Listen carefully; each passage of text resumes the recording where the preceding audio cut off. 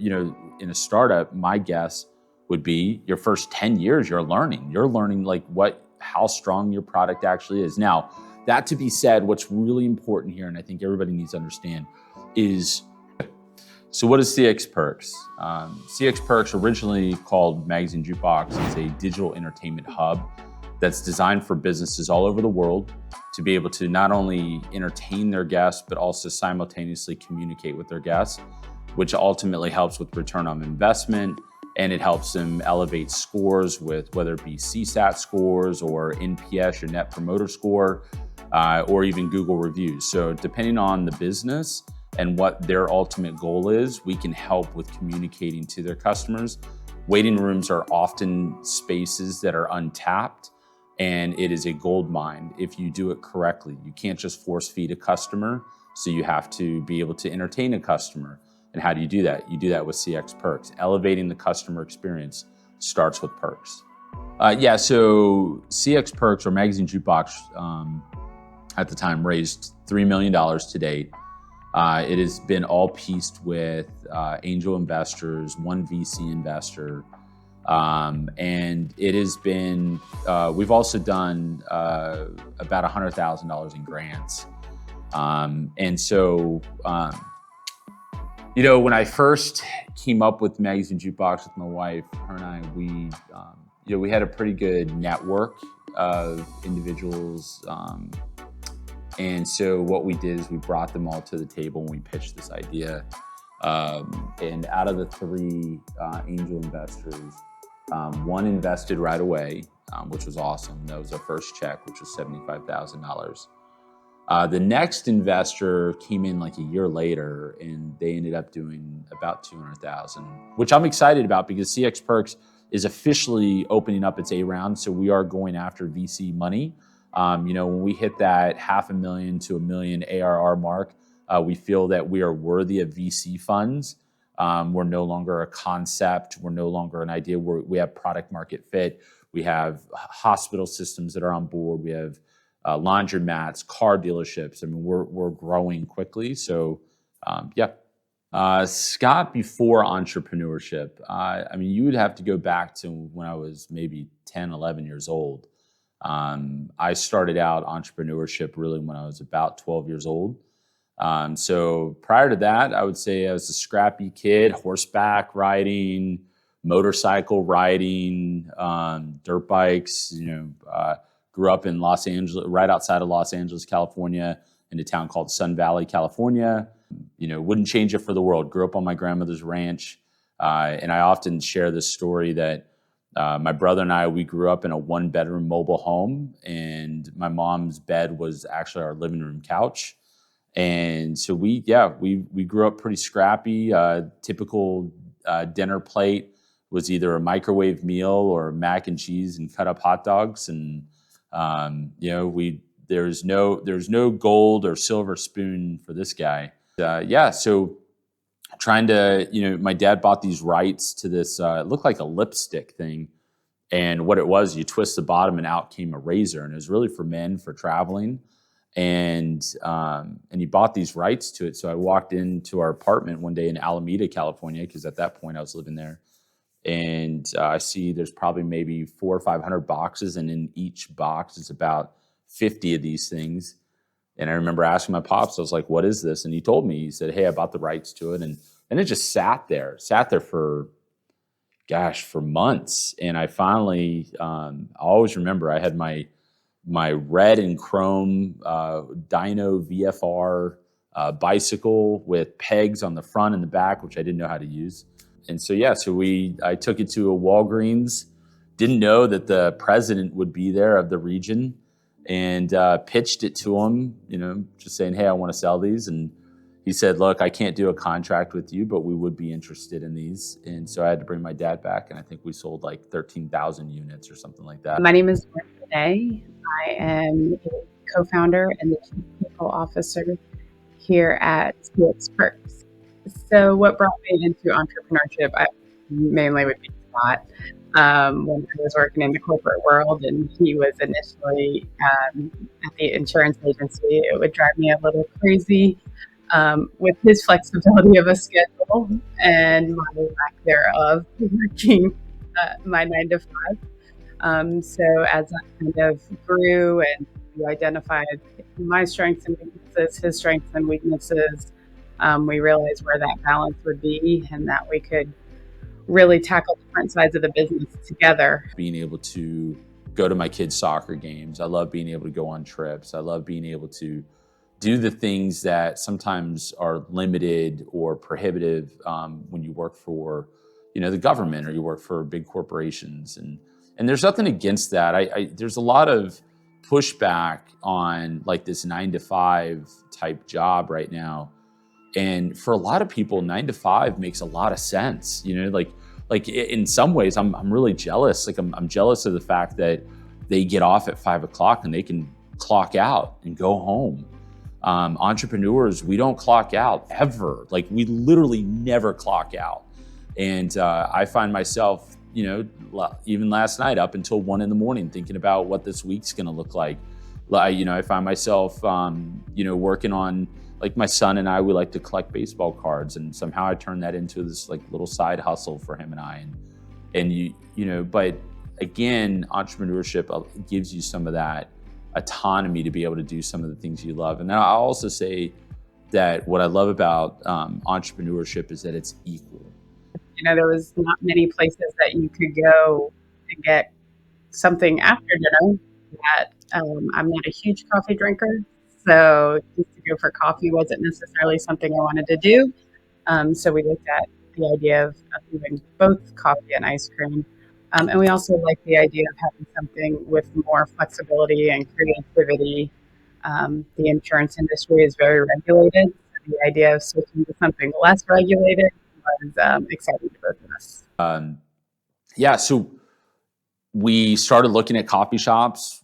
We went and put a deposit down on a location, and COVID hit. And so when COVID hit, it really shut down everything. When COVID hit, we knew we didn't want to jump into a new lease on a building, and it wasn't the time we wanted to open a business that we wanted people to come into. And then with other businesses, we wanted to make sure we were being smart. And then after it shut down, then it started like bringing things back. And coffee shops was one of the first things that got brought back. But they still shut down magazines. CDC said, hey, no magazines, no physical magazines out there unless you cover them in a plastic wrap. And then how do you know what's in the magazine if you want to buy it? It was just a big deal. And so I kind of, like a child, I was just kind of like boo-hooing, like, oh, I can't put them in magazines. And one day I was in my kitchen and I said, it's too bad you can't scan a code and enjoy a magazine. And Lauren said, well, why isn't there? And so I started doing a ton of research and found out, there was nothing like this out in the market. And so we invented what was Magazine Jukebox, and it has now evolved into CXperks because we're much more than just magazines. Now we provide games, trivia, we integrate into SMS text, into other people's apps to enhance their apps. So we're much more than where it started. But now we really talk about how we elevate the customer experience. That's the CX part of it, or patient experience, or user experience.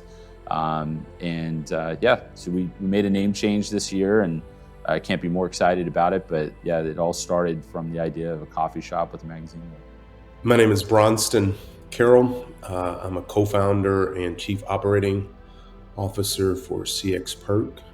And I've been with the company for pretty much since the onset.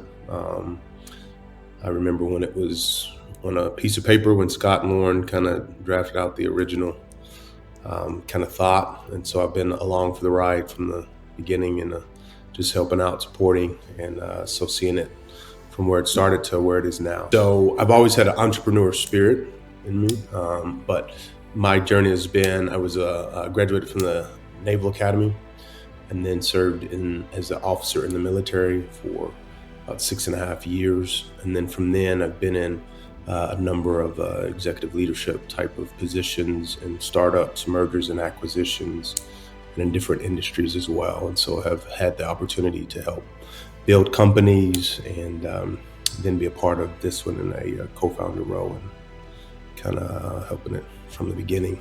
I've actually known Scott for prior to us to this venture. So we've actually known each other for around 20 years. And so we always joke, because I was one of the first, if not the first, to sign a NDA. And so coming from a person that's your friend, one of your best friends, and now you have to sign a NDA, then we always joke about that. But in that, I'm honored, and that was part of the process of growing the company with Scott and Lauren. And so when you're in a true startup, you're building from the ground up. And so kind of being able to see the cement laid, see the fingerprints right in the cement, see some of the cracks, filling in the cracks. And so kind of building precept upon precept. And I really enjoy that too as well, just because I think very few opportunities do you get to learn as much as you do, because it's a crucible when you're in the startup, because you're sometimes wearing multiple hats, and you're learning a lot, and you're pivoting. And so in that, I think it forces you to really grow and evolve as the company is forced to evolve as well. So every morning you wake up as a founder and you say, did I make the right decision? Can I go back? And you can't go back. And so you have to constantly look at the mistakes you made. How do you right them? How do you get them fixed? And you try to figure out how to grow from those mistakes. I have this picture in my office, and it says, first you learn, L-E-A-R-N, right? Yeah. And then you earn, but you got to first take the L out of it. And so it's like this, in order to earn, you have to first learn. And we're, in a startup, my guess would be your first 10 years, you're learning like how strong your product actually is. Now, that to be said, what's really important here, and I think everybody needs to understand, is when you found a company, when you start up a company, you really have to dig deep into product market fit. Like, you have to figure that out. You have to create an MVP, so minimal viable product. You don't want to spend a ton of money, and then you want to see what the market will bear. Like, is anybody interested? Everyone's looking for a unicorn. Of course you want a unicorn to happen. I want a unicorn to happen for our own company, but that's never going to happen overnight. It's going to take some time. So taking that from concept to a product that has tangible value. And I think that's the other thing too, is that when you're starting a company, because it's the minimal viable product, a lot of times what you focus on is the features that you have created. And I think that as it evolves, you're actually forced to tighten what you're actually solving for, because it's not just a shiny new feature-based product, but it's what are we really solving for? And so that's been the real shift, is us getting clarity on how we convey the value. And so a lot of times you are selling features when you're starting off, but the real shift has been that we're selling value first, and then we're connecting how our product connects with that value. Oftentimes we operate in this world of pivot, like you have to. And as when you're small, oftentimes I describe startups as a jet ski, and corporations are a big cruise ship. And when you look at a cruise ship, it takes multiple football fields, and it takes quite a bit of time for it to turn around. But on a jet ski, you can turn around on a dime. In fact, you can turn around so fast, you fling everybody off of the jet ski. And so we talk about in our company often about, like, where do we need to be positioned? I think certainly the hardest challenge has been fundraising, and finding those that are willing to take the jump and the risk with us. The biggest struggle that we often see is capital. Like, it costs a tremendous amount of money to start up a company. It costs a tremendous amount of money to keep it going. And you need investors to be able to invest in your company. And they have to see the vision. You kind of you start here with an idea, then you're going to go down because it's going to be sucking up money. And then you got to crawl your way back up, and it takes time to crawl back up. But that's what they call the hockey stick, right? And that's why you oftentimes hear the hockey stick. It's a struggle. All businesses and startups are going to struggle with this, and founders have to decide very early on, how they're going to do it. Are they going to bootstrap it? It's long-winded, but you own the company. Are you going to take out debt, which means you have the constant have to repay? Or are you going to take out, potential angel or VC money? If you take out angel money, it's a little bit less difficult as far as you're not going to be hounded as much. But when you start taking out VC money, oh my goodness, they're going to want projections and spreadsheets, and you as the founder, it kind of takes away a little bit of the fun in it, because now you're answering to people. You're no longer like making decisions on your own. You've got to go to someone and say, hey, what do you think of this? Hey, I would like to do this. And things just kind of slow down. We're really good at being able to shut off home life when we know that we need to focus on the business. We can shut the business off when it's time to focus on the kids and ourselves. But we also can, very easily turn a Friday night dinner night out to a conversation of business and life and kids and us and all the things in that hour and a half dinner. I have this saying, which is, don't ever let success go to your head, but don't let failure go to your heart. And so that to me is super important to realize and recognize, because you will be successful in some cases, and you will lose in some cases. And you just have to, as a founder or even an employee, no matter what you're doing, you have to really just find that even keel for yourself, and what keeps you going, and stay motivated without crashing. So we knew a couple years back, I knew that I had to take a step back, because we had this idea of reinventing Magazine Jukebox. And the problem is like I wasn't really listening. I knew I needed some change. We were pretty stagnant, like something had to happen. And as I call those moments, times in the valley. And I wasn't really, we just came off of a peak high. So it's easy to be kind of like, I don't want to say depressed, but it's kind of like, it's easy to be kind of like bummed. And so we did this pivot name change. It was horribly executed. It was horribly designed. We didn't spend a whole lot of money on it. But what I learned from it is that my team rallied around this idea with me. But what I wish they would have done is I wish they would have said, hey, Scott, I don't think this is a good idea. And what I learned from that is, as the leader, as the CEO of the company, I have to be the last one to speak. Because if I'm the first one to speak, my team is going to naturally rally around me, and which I appreciate, but it's also critically damaging. What I need to do is I need to hear from them, let everybody else speak, and then I come in with my 2 cents. Because when you do that, you get to hear from other people's opinions. And then it's kind of this ecosystem. And so the ecosystem really begins to hone in on the bigger picture of what you're doing, what you're solving.